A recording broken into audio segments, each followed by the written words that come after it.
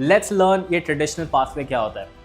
आपने नोटिस किया होगा when you grow up as a student, ठीक है, आप स्कूल जाओगे of course, and then after that, after school you are told to do the 12th standard के board exams, right? उसके बाद you are expected to actually get into college, right?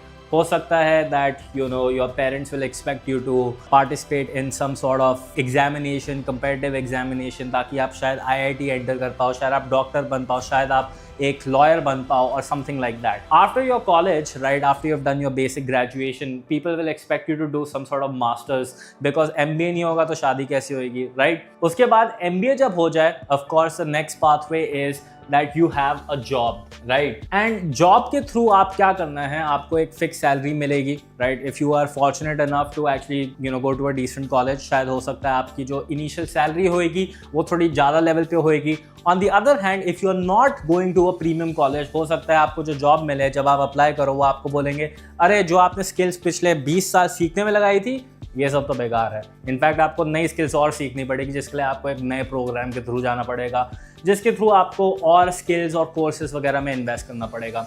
Now let's suppose अगर आप successfully एक अच्छी job करते हो, आप 1 लाख पर मंथ की सैलरी पे आ जाते हो, विच ऑनेस्टली इज कंसिडर्ड और at least was considered pretty good, and I tell you why this is not the best thing. And let's suppose आप बाई चांस एक सिटी में रह रहे हो like Delhi, right? Now I know because मैं दिल्ली से हूँ तो इसलिए I can actually give you this example in a much more effective way. Now अगर आप एक नॉर्मल से एवरेज सोसाइटी में भी रहोगे, राइट, बेसिकली क्या होगा, आपका जो रेंट होगा मिनिमम टू मिनिमम 30,000 रुपीज होगा। But on the other hand अगर आप 1 लाख पर मंथ कमा रहे हो and you of course have a family and आपके पास एटलीस्ट रिस्पॉन्सिबिलिटीज है, आप शायद हो सकता है अपने पेरेंट्स के साथ रहते हो, शायद हो सकता है you have your spouse as well, हो सकता है you have your kids as well, so हो सकता है ये रेंट इवन 80,000 या कुछ लोगों के लिए 50K अ मंथ तक भी जा सकता है, राइट? एंड इसके थ्रू क्या होता है, as soon as you actually get that house and even if you actually decide to buy a house, तो ये पैसा रेंट नहीं, आप EMI कंसिडर कर लो फॉर होम लोन, राइट? इतना चला जाता है। सो दिस मीन्स इस 1 लाख में से अगर हम देखें हमारे पास कितना बचा, अप्रॉक्सीमेटली 50,000 से लेके अप्रॉक्सीमेटली 70,000 हमारा अभी तक बच रहा है। अब इसके बाद फर्दर अगर आप लेट सपोज एक नॉर्मल लाइफ जी रहे हो,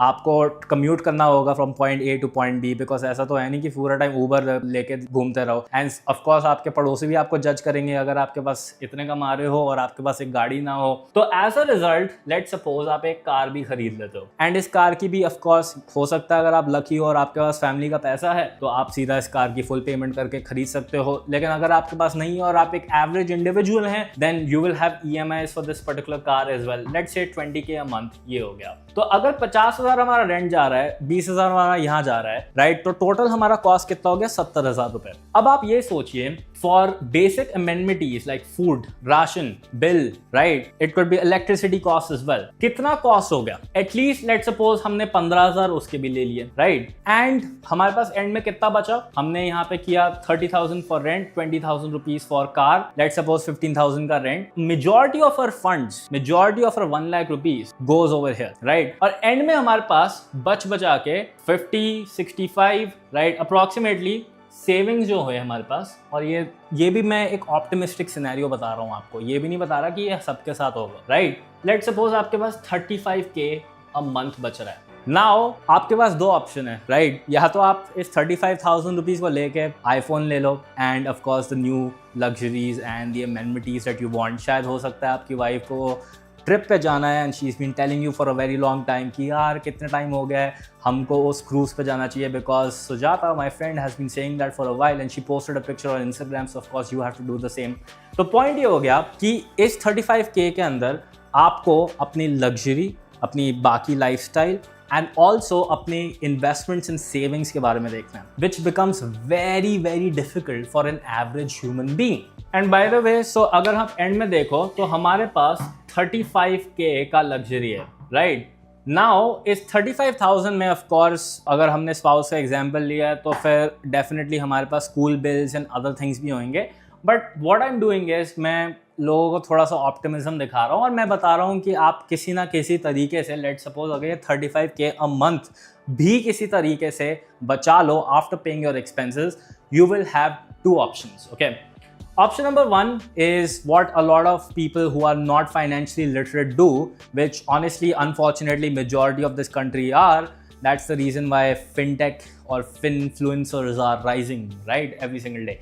So option number one, आप जाके इस पैसे को maybe save it or whatever, or you could of course spend it in luxury. And option number two is that you can take this money and you can invest it. Okay, now invest करने के हमारे पास कितने तरीके हैं? Well, let's try to break down the various instruments that we have. The first instrument that we have, which majority of the India or Indian population goes for, is fixed deposit, which is FD, right? अगर आप FD का normal rates वगैरह देखो, आज के time पे कुछ लोग बोल रहे हैं 7-8% भी चल रहे हैं. आई मीन एक इन्फ्लुएंसर नहीं बोला था, 8% चल रहे हैं. I don't know how the hell he is getting 8%, but मुझे अप्रॉक्सीमेटली अभी 7 से 7.5, और कभी कभार in fact in other years I also get 6%, 5%, 4% FD annual returns, right. अभी ऑप्टिमिस्टिक हो जाते हैं यहाँ पे और हम इसको 7% ले लेते हैं, राइट. अब आप मेरे को ये बताइए 35,000 रुपीज मल्टीप्लाई बाय 12 कितना हो गया? अप्रॉक्सीमेटली लेट्स सपोज 35 को हम करें और 3,50,000 अप्रॉक्सीमेटली 4 लाख रुपए हो गया. बट मैं आपको एग्जैक्ट मैथ बताना चाहता हूँ. क्यों? क्योंकि आई डोंट नो 4,20,000 रुपीज होता है, राइट. तो 4,20,000 रुपीज हमारे पास एनुअल सेविंग्स है if we are being optimist. अब आप इस पैसे को FD पे डाल दोगे, आपके पास कितना पैसा है? लेट्स सपोज हम थोड़ी बहुत मैथ करते हैं. एक साल के अंदर आप अप्रॉक्सीमेटली कमा पाओगे 29,400 रुपीज, राइट. अब जरूरी नहीं है कि ये एग्जैक्ट हो, but again I am taking into account कि सब कुछ बढ़िया हो. अनफॉर्चुनेटली आपके एक महीने की पूरी सैलरी नहीं हुई, right. And now with this particular money that you have, आप इस पैसे से कुछ ज्यादा तो कर नहीं पाओगे, right. And as a result हो सकता है कि आपको इसको वापस डालना पड़े in the same fixed deposit, correct. Now one important thing that you must take into account, जो बहुत लोगों को पता भी नहीं है, which is a simple concept called as inflation. Okay, now inflation का क्या मतलब होता है? अगर अनलेस आपको नहीं पता, मैं आपको फिर भी एक्सप्लेन कर देता हूं. लेट्स सपोज ये मार्कर है, आज ये 100 रुपए का मिलता है, राइट. धीरे धीरे महंगाइयां बढ़ती हैं, चीजें बढ़ती हैं, and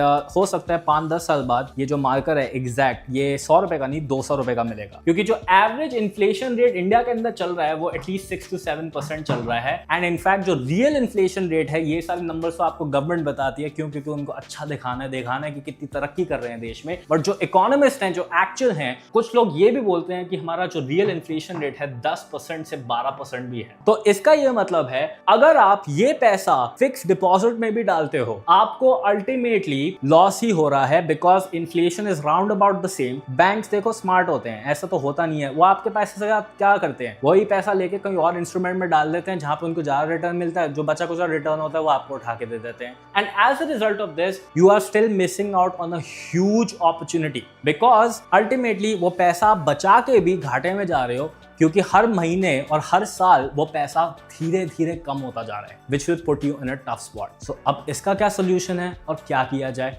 let's look at the other option. तो अब आपके पास अल्टीमेटली लेट्स सपोज जो ऑप्शन था, हमने FD एक्सप्लोर कर लिया. तो बहुत सारे इन्फ्लुएंसर्स आपको बोलेंगे कि म्यूचुअल फंड्स और स्टॉक में डाल दो. In fact that is kind of in irony over here, because वो खुद इन्फ्लुएंसर्स दूसरों से पैसे रेज करते हैं और फिर वही पैसा जाके अपनी FD में डाल देते हैं. अब अगर ये ऑप्शन इतना ही अच्छा है तो फिर why don't they actually invest it? But that being said, that is none of our concern. आपको ये बोला जा रहा है कि आप ये म्यूचुअल फंड में पैसा डाल दीजिए. अगर आप इतने ही अच्छे, जितने मर्जी अच्छे हो जाएं स्टॉक मार्केट में, अनलेस आप एक फुल टाइम ट्रेडर बनने की कोशिश कर रहे हैं, बट मेरे पास तो उतना टाइम है नहीं ऑनेस्टली. और मेरे को ये जो पैसा है, मेरे को चाहिए पैसिव इनकम. पैसिव इनकम का क्या मतलब होता है? पैसा जहां पे मेरी एक्टिव इनकम नहीं या एक्टिव इन्वॉल्वमेंट ना हो to earn this kind of money.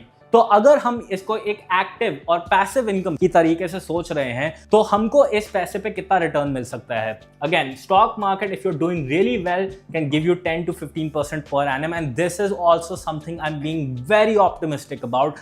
You can literally see anybody. In fact, the founder of Zerodha himself doesn't have all his money in equity. He also has 50 to 60% of his wealth in debt, right? और let's suppose आपके पास ये 10 से 15% return भी आ गए और life is good. तो अभी आप सेव कर रहे थे approximately 4.2 lakhs, which is pretty good. अगर आपके पास ये 10% रिटर्न भी आ जाए तो आपके पास साल का कितना हुआ?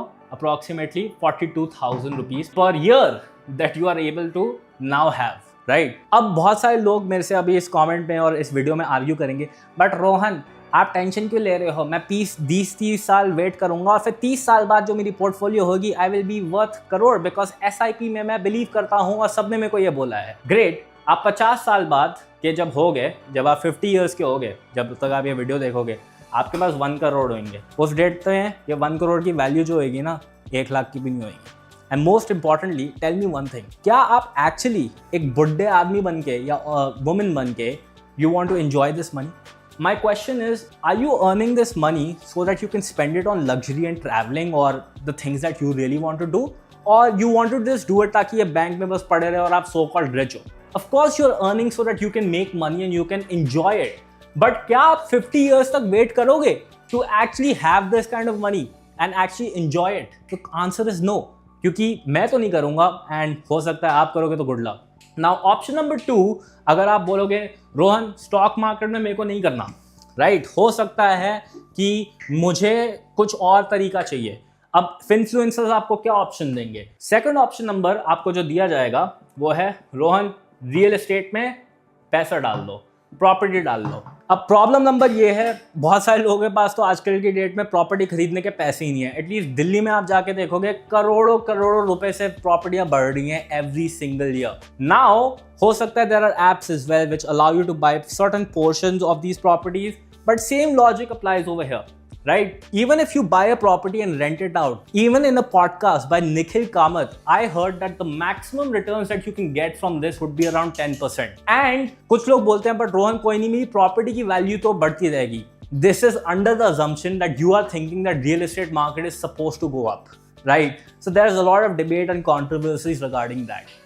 तो अब ये थे हमारे पास ऑप्शंस रिगार्डिंग आप कैसे अमीर बन सकते हो एंड क्या ट्रेडिशनल पाथवे है जो आप जैसे लोगों को लिटरली फूल बनाया जा रहा है by all the people that are out there.